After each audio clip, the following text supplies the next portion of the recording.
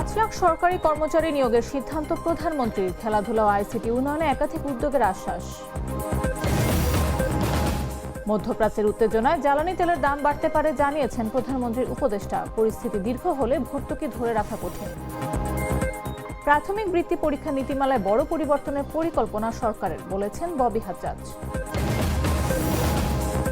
Iran যুক্তরাষ্ট্র শান্তি আলোচনায় সক্রিয় পাকিস্তান প্রধানমন্ত্রী শাহবাজ। সৌদি কাতার তুরস্ক সফরে মধ্যস্থতা প্রচেষ্টা জোরদার। এবং ঢাকা প্রিমিয়ার লিগে অংশ নিতে রূপগঞ্জকে অনুরোধ তামিম ইকবালের। চূড়ান্ত সিদ্ধান্ত শিগগিরই জানাবেন বাদল।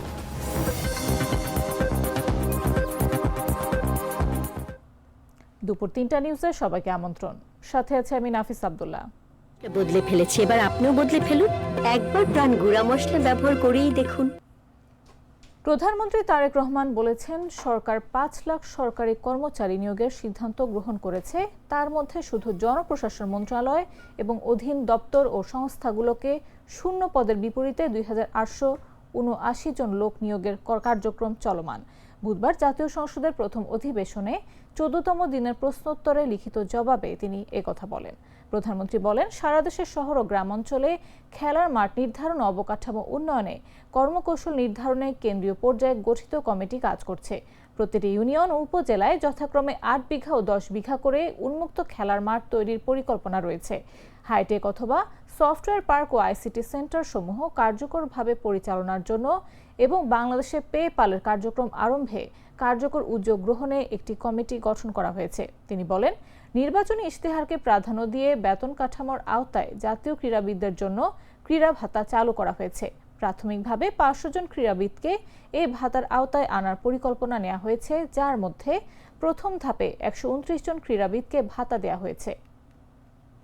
সম্ভাব্যতা বিবেচনা করে আমরা গড়ে তুলতে পারি, তাহলে অবশ্যই বহু মানুষের জীবনযাত্রার মান আমরা পাল্টাতে সক্ষম হব। এবং মধ্যপ্রাচ্যের চলমান ভূ রাজনৈতিক উত্তেজনা দীর্ঘস্থায়ী হলে জ্বালানি তেলের দাম বাড়ানোর প্রয়োজন হতে পারে বলে জানিয়েছেন প্রধানমন্ত্রী তথ্য ও সম্প্রচার মন্ত্রণালয় বিষয়ক উপদেষ্টা ডাক্তার জাহিদুর রহমান। বুধবার সচিবালয়ে এক সংবাদ সম্মেলনে তিনি এসব কথা বলেন। ডাক্তার জাহিদুর রহমান বলেন, আমেরিকা আবার ইরানের সঙ্গে রিলেটেড জাহাজগুলো ব্লকে দিচ্ছে। সো এটা যদি কার্যকর হয়, এটা যদি লম্বা সময় থাকে, পরিস্থিতি আসলেই খারাপের দিকে যাবে। তখন খুব লম্বা সময়ে ভর্তুকি দিয়ে যাওয়া আসলেই কঠিন। আমরা এপ্রিল মাসে দাম বৃদ্ধি করব না, অলরেডি বলেছি। যদি এটা কন্টিনিউ করে দামের কিছু অ্যাডজাস্টমেন্ট প্রয়োজন হতে পারে। জ্বালানি তেলের দাম বাড়বে কি? সাংবাদিকদের এমন প্রশ্নের জবাবে প্রধানমন্ত্রী এক উপদেষ্টা বলেন, দাম আসলে বাড়বে কিনা নিশ্চিত নয়। তবে আপনারা খেয়াল করেছেন, মধ্যপ্রাচ্যের যুদ্ধটা খারাপের দিকে যাওয়ারও আশঙ্কা আছে। আবার আমরা দেখছি ডোনাল্ড ট্রাম্প বলেছেন যে পরিস্থিতি ভালোর দিকেও যেতে পারে।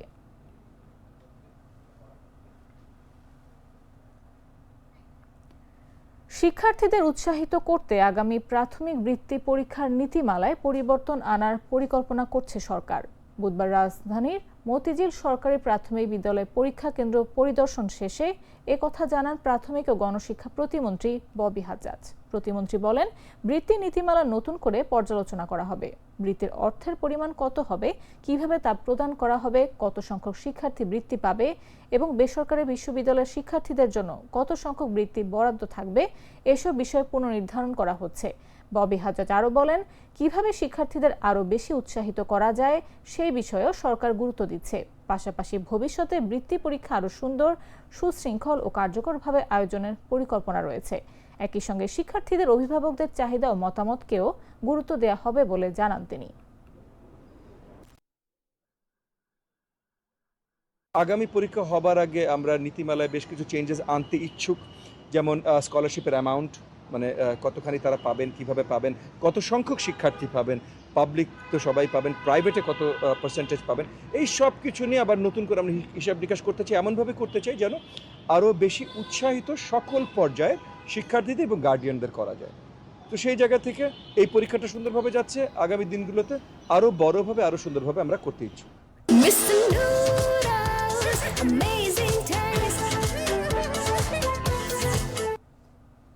এসি বাসে ভ্রমণ এখন অনেকের কাছে স্বস্তির প্রতীক হলেও নিরাপত্তা নিয়ে বাড়ছে শঙ্কা।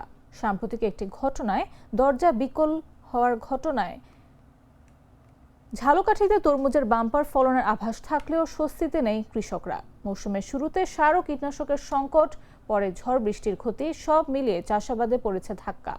এখন আবার তেলের সংকটে সেচ দিতে না পারায় নতুন করে দুশ্চিন্তা বাড়ছে তাদের।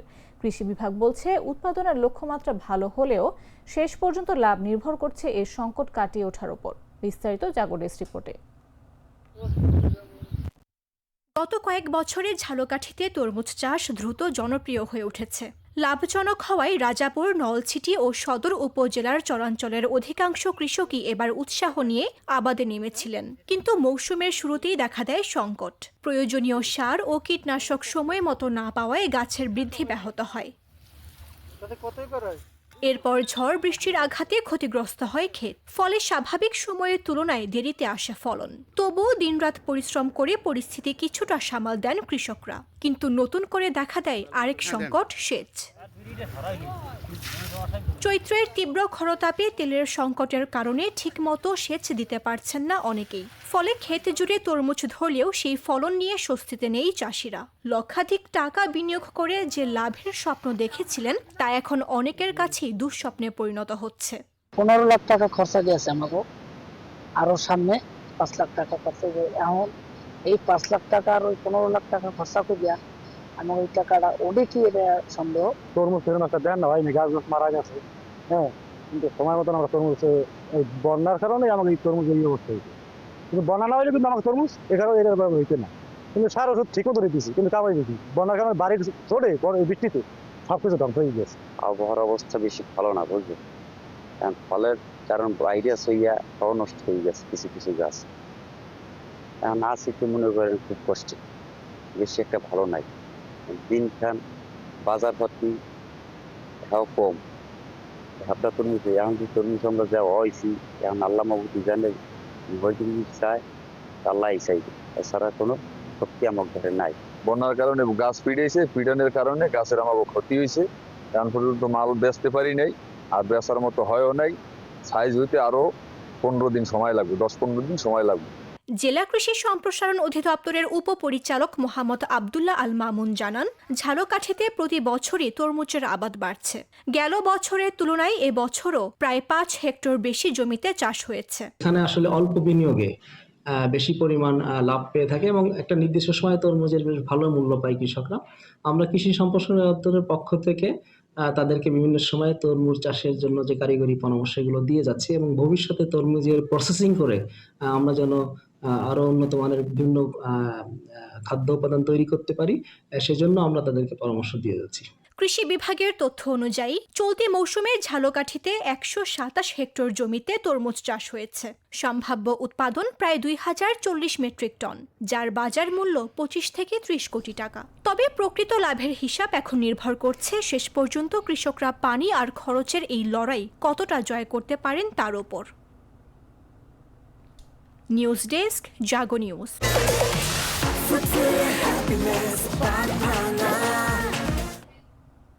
জানাবো আন্তর্জাতিক সংবাদ।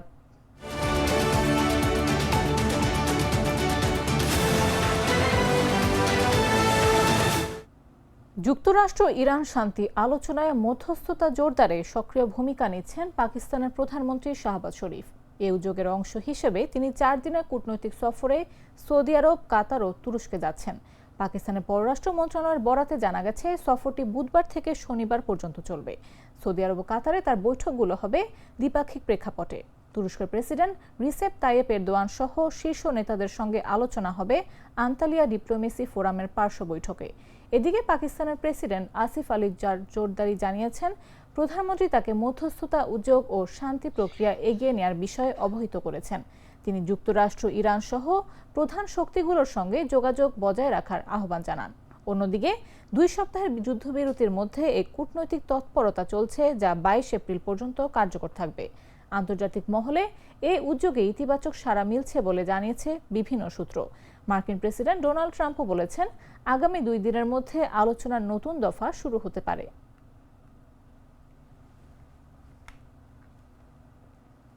পারমাণবিক ইস্যুতে অচলাবস্থার মধ্যে ইরান যুক্তরাষ্ট্র উত্তেজনা নতুন করে ভাবাচ্ছে বিশ্বকে। দীর্ঘ আলোচনার পরও সমঝোতা না হওয়ায় বড় সংঘাতের শঙ্কা পুরোপুরি কাটছে না। একদিকে কূটনৈতিক তৎপরতা চললেও অন্যদিকে সামরিক উত্তেজনা বাড়ার ঝুঁকিও রয়ে গেছে। বিশেষজ্ঞরা বলছেন এই পরিস্থিতির প্রভাব শুধু দুই দেশে সীমাবদ্ধ থাকবে না, ছড়িয়ে পড়তে পারে বিশ্ব অর্থনীতি ও জ্বালানি বাজারেও। বিস্তারিত জাগো নিউজ ডেস্ক রিপোর্টে। Not reached an agreement. We go back to the United States having not come to an agreement. যুদ্ধ থামবে নাকি আরো ভয়ঙ্কর রূপ নেবে, এই প্রশ্ন এখন ঘুরছে বিশ্বজুড়ে। ইরান ও যুক্তরাষ্ট্রের মধ্যকার উত্তেজনা কি সত্যিই শেষের পথে, নাকি এটি বড় সংঘাতের আগাম সংকেত? পাকিস্তানের রাজধানী ইসলামাবাদে দীর্ঘ আলোচনার পরও কোনো চুক্তি হয়নি, অথচ আলোচনার আগে আশাবাদী ছিলেন সবাই, এমনকি মার্কিন ভাইস প্রেসিডেন্টও। কিন্তু শেষ পর্যন্ত বাস্তবতা হলো পারমাণবিক ইস্যু সহ গুরুত্বপূর্ণ বিষয়ে দুই পক্ষের গভীর মতবিরোধ থেকেই গেছে। ডোনাল্ড ট্রাম্প প্রশাসনের কঠোর অবস্থান এবং ইরানের পাল্টা দৃঢ়তা পরিস্থিতিকে আরও জটিল করেছে। যুক্তরাষ্ট্র বলছে ইরানকে শর্ত মানতেই হবে, কিন্তু তেহরান মনে করছে তারা দুর্বল নয়, বরং কৌশলগতভাবে এখনো শক্ত অবস্থানে আছে, বিশেষ করে হরমুজ প্রণালী নিয়ে।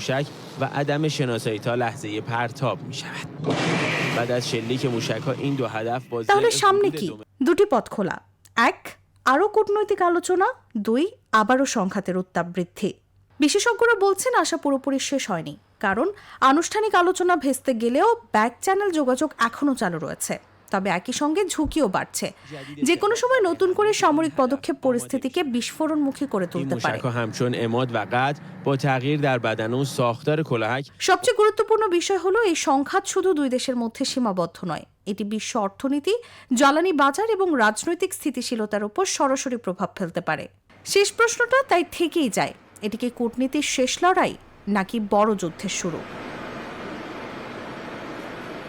নিউজ ডেস্ক, জাগো নিউজ। এবারে খেলার খবর।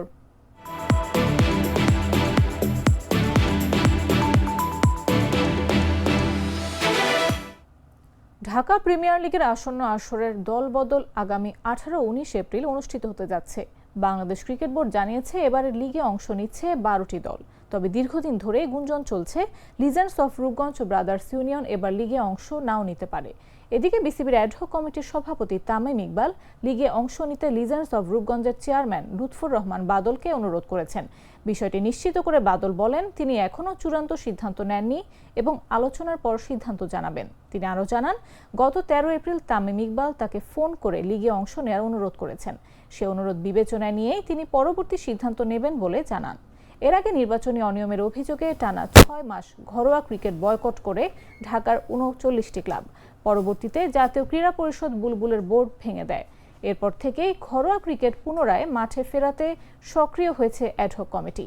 রূপগঞ্জ চেয়ারম্যান বাদল বলেন, তিনি দীর্ঘদিন ধরে ক্রিকেটের সঙ্গে যুক্ত থাকলেও যথাযথ মূল্যায়ন না পাওয়ার কারণে কিছুটা দ্বিধায় রয়েছেন। ফলে লিগে অংশগ্রহণ নিয়ে চূড়ান্ত সিদ্ধান্ত এখনো বাকি।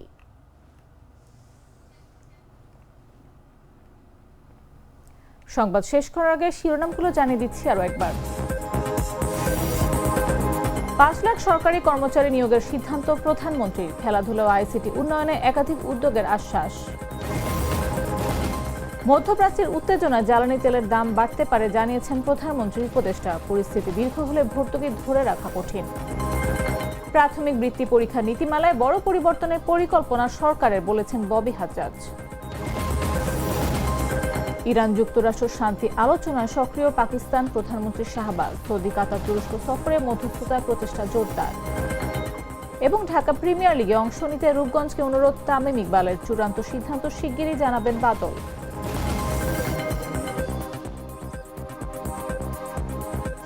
দর্শক, এই ছিল এখনকার মতো।